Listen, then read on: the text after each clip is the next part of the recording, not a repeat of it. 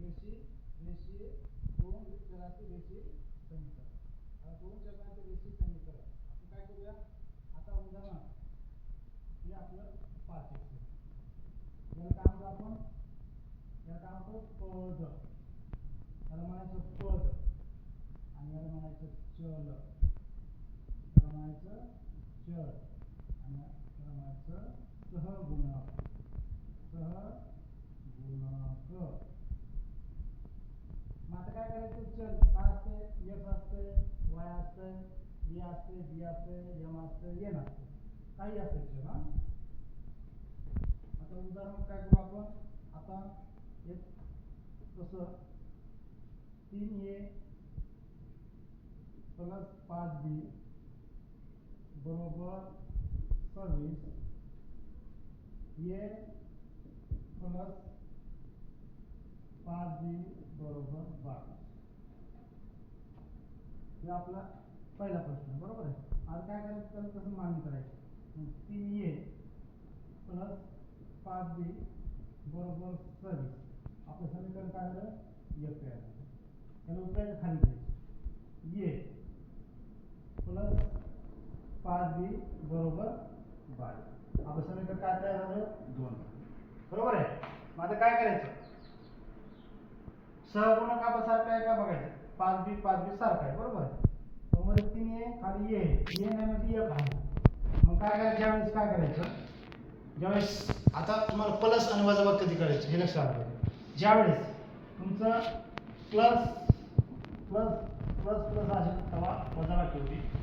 वजा वजा असेल तेव्हा वजाबाकी होती. आणि प्लस वजा असेल त्यावेळेस भिन्न चिन्ह असेल तर बेरीज होती. बरोबर आहे. मग काय करायचं. आता याची आपण काय करायची. याची करायची वजाबाकी.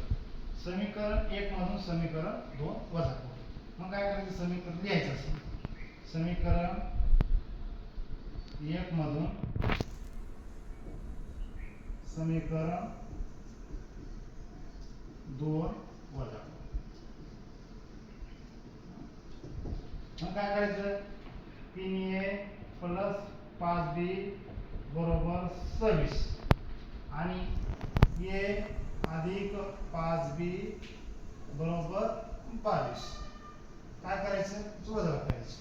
अधिक अधिक वजा अधिक अधिक वजा हे चिन्ह लक्षात ठेवायचे आणि अधिक अधिक वजा. मग काय करायचं.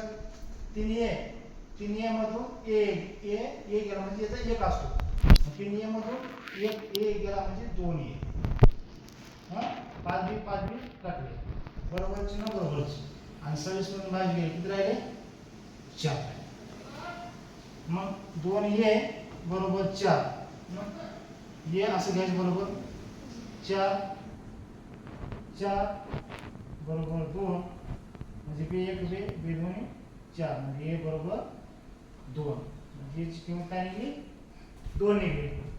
आता आपल्याला काढायची b ची किंमत. मग b ची किंमत कशी काढायची.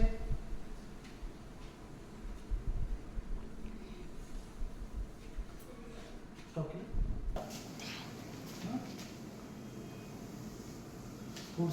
स्टार्ट. आता a बरोबर 2 ही